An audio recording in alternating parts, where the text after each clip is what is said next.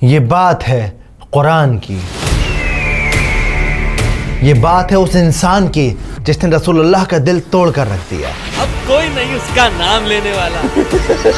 یہ بات ہے ابو لہب کی، سورہ کوثر کی۔ اِنَّا أَعْطَيْنَاكَ الْكَوْثَرَ۔ اکثر ہم لوگ اپنی نمازوں میں سورہ کوثر کو ریسائٹ کرتے ہیں، پر افسوس ہم میں سے کتنے ہیں جو اس کا مطلب جانتے ہیں؟ کیا ہے کوثر؟ کیوں اللہ تعالیٰ نے اسے نازل کیا؟ کیا تم نے سنا طلحہ؟ ہاں، اللہ کے نبی نے ہمیں وہ راز بتایا کوثر کا۔ سبحان اللہ۔ اور سب سے ضروری بات، سورہ کوثر کا آج ہماری زندگی میں کیا ریلیونس ہے، جانیں گے اس ویڈیو میں۔ بسم اللہ الرحمن الرحیم۔ إِنَّا أَعْطَيْنَاكَ الْكَوْثَرَ فَصَلِّ لِرَبِّكَ وَانْحَرْ إِنَّ شَانِئَكَ هُوَ الْأَبْتَرُ۔ سورہ کوثر قرآن کی سب سے چھوٹی سورت ہے۔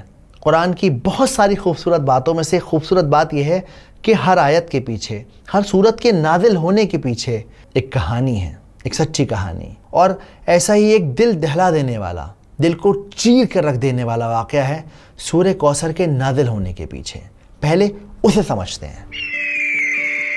مکہ کی وہ دوپہر خاموش تھی، لوگ اپنے اپنے گھروں میں آرام کر رہے تھے، مگر اللہ کے نبی خاموش بیٹھے تھے۔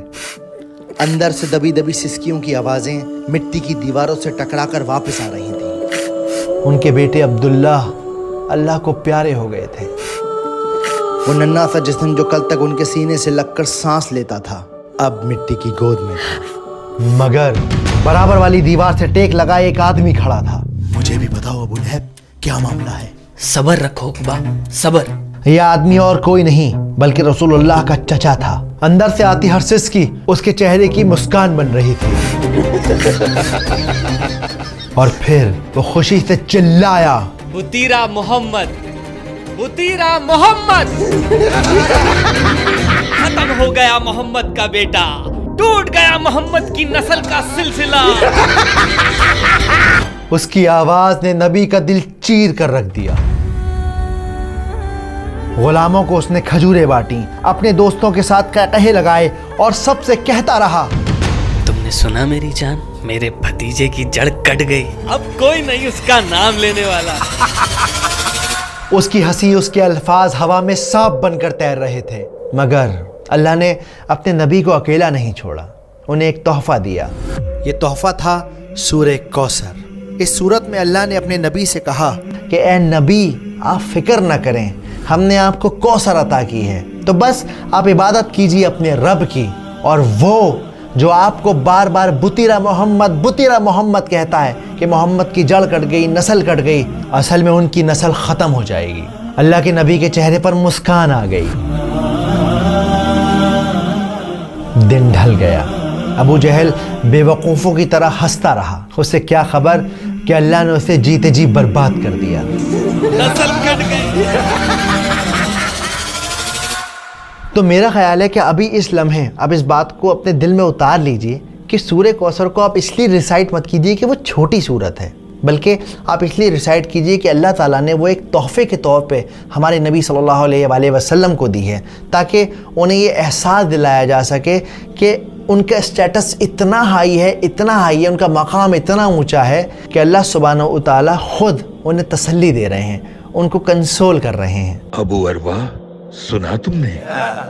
اللہ نے نبی کا مقام اور اونچا کر دیا ہے۔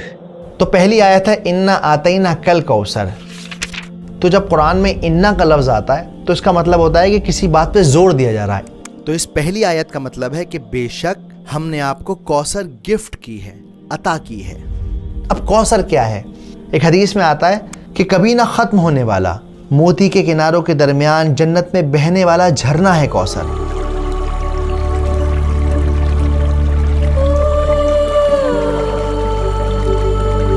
جس کا پانی برف سے ٹھنڈا ہے، جس کا پانی شہد سے میٹھا ہے، اور جس کا پانی دودھ سے زیادہ سفید ہے، وہ ہے کوثر۔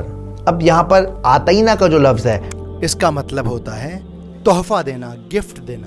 اگر آپ آج کے ماڈرن دور میں سائیکولوجیکلی دیکھیں تو دنیا میں انسان किसी भी इंसान को 7 वजहों से गिफ्ट देता है। सिर्फ 7 रीज़न है जिसकी वजह से हम एक दूसरे को तोहफे देते हैं। जैसे किसी से काम निकलवाना हो, किसी की शादी हो, कोई फेस्टिवल हो, या फिर किसी के साथ ताल्लुकात मेंटेन करने हो, या किसी ने कोई अच्छा काम किया हो तो शाबाशी देने के लिए आप तोहफा देते हैं। लेकिन अल्लाह सुब्हानहू व तआला यहाँ पर आप सल्लल्लाहु अलैहि वसल्लम को जो तोहफ़ा दे रहे हैं वो तोहफ़ा इस वजह से दे रहे हैं कि वो उन्हें इम्पोर्टेंस फ़ील कराना चाहते हैं कि सारी कायनात में आप बहुत ज़्यादा इम्पॉर्टेंट हैं, इतने इम्पॉर्टेंट हैं कि अल्लाह रब्बुल इज़्ज़ा आपको ख़ुद कंसोल कर रहे हैं, आपका मकाम ऊँचा कर रहे हैं।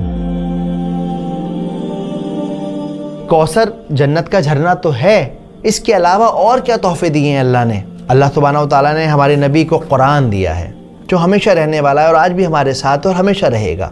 इसके अलावा और क्या तोहफ़े दिए हैं अल्लाह ने। और सबसे बड़ा तोहफा ये है, अल्लाह ने अपने नबी का नाम ता क़यामत जिंदा रखा है, अपने नाम के साथ जोड़ दिया है नबी का नाम। वाकई सुभान अल्लाह। इसके अलावा उन्हें बेटियां दी हैं। बार बार अबू लहब कह रहा था कि बुतीरा मोहम्मद, बुतीरा मोहम्मद, कोई लड़का नहीं है उनका, क्या नाम चलेगा उनका। लेकिन आप देखें आज भी हम अपनी बच्चियों के नाम आप सल्लल्लाहु अलैहि वसल्लम की बेटियों के नाम पर रखते हैं, आज भी उन्हें याद करते हैं। रुकैया, फातिमा। इसके अलावा अल्लाह सुब्हानहू व तआला ने आप सल्लल्लाहु अलैहि वसल्लम को सहाबियों को तोहफ़ा दिया जो उनके साथ खड़े थे, जिन्होंने अपने जिस्मों पे चोट खाई सिर्फ इसलिए क्योंकि इस्लाम हक़ की राह थी, क्योंकि नबी का पैगाम था। तो इन्ना आतेना कल कौसर। अगली आयत फसल्लि लिरब्बिका वन्हर। तो अब जब हमने आपको तोहफ़ा दे दिया है तो आपको क्या करना चाहिए? आपको चाहिए कि अपने रब की इबादत करें और क़ुरबानी करें। देखो जनरली दुनिया में 2 तरह की इबादतें होती हैं, एक होती है प्राइवेट इबादत, एक होती है पब्लिक इबादत। प्राइवेट इबादत क्या है? नमाज पढ़ना, तहज्जुद पढ़ना। पब्लिक इबादत क्या है? कुर्बानी करना, उसका गोश्त लोगों में बांटना, लोगों की मदद करना। तो अल्लाह सुब्हानहू व तआला इस आयत के अंदर इन दोनों इबादतों का जिक्र कर रहे हैं। अब यहाँ पर ये जो वनहर का लफ्ज़ है इसका मतलब होता है कुर्बानी देना। इसीलिए ईद उल अधा के दिन को यानी कि बकरीद के दिन को यौमुन नहर भी कहा जाता है, यानी कुर्बानी का दिन। तो फसल्लि लिरब्बिका वन्हर, इबादत कीजिए और कुर्बानी कीजिए। और तीसरी आयत है इन्ना शानियका हुवल अब्तर। स्कॉलर कहते हैं कि जो शानिया का जो लफ्ज़ है, शानिया, उसका मतलब होता है दुश्मनी, लेकिन ऐसी दुश्मनी कि इंसान उसके अंदर अपनी अकल खो दे, उसका दिमाग काम करना बंद कर जाए। अब आप नोट करिए, अल्लाह के रसूल के घर में एक इंतकाल हो गया है, लेकिन ये अबू लहब ये मजाक उड़ा रहा है, मिठाइयाँ बांट रहा है, उसकी अकल ने काम करना बिल्कुल बंद कर दिया। एक इंसान की जो बेसिक ह्यूमैनिटी होती है वो उसकी अकल काम नहीं कर रही। इसकी आज के दौर में मिसाल है जो इज़राइल कर रहा है, छोटे छोटे बच्चों को मारना, बूढ़ों को मारना, लोग खाना लेने आ रहे हैं उन्हें ख़त्म कर देना। तो ये शानिया वाली नफ़रत है, ऐसी नफ़रत है जिसमें इंसान का दिमाग काम नहीं करता, वो अपने गुरूर, अपने जुनून, अपने ईगो में रहता है। तो अल्लाह ताला क्या कहते हैं? इन्ना शानिया हुवल अब्तर। और ये लोग, ये लोग जो आपको कहते थे कि आप अबतर हो जाएंगे, आपका नाम नहीं चलेगा, कोई आपको नहीं पूछेगा, वो खुद अबतर हो गए। वो जिसकी जड़ कट गई, जिसकी नस्ल ख़त्म हो गई, जो बर्बाद हो गया, जिसको कोई पूछने वाला नहीं है। और जो इस बात का सबूत है कि रसूलुल्लाह को सारी दुनिया जानती है और अबू लहब को हम लोग जानते हैं, लेकिन लानत के साथ उसका नाम लेते हैं।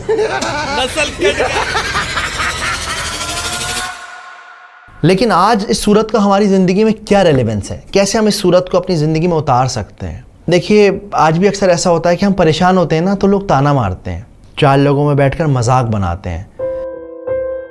इवन जब घर में बेटियां पैदा होती हैं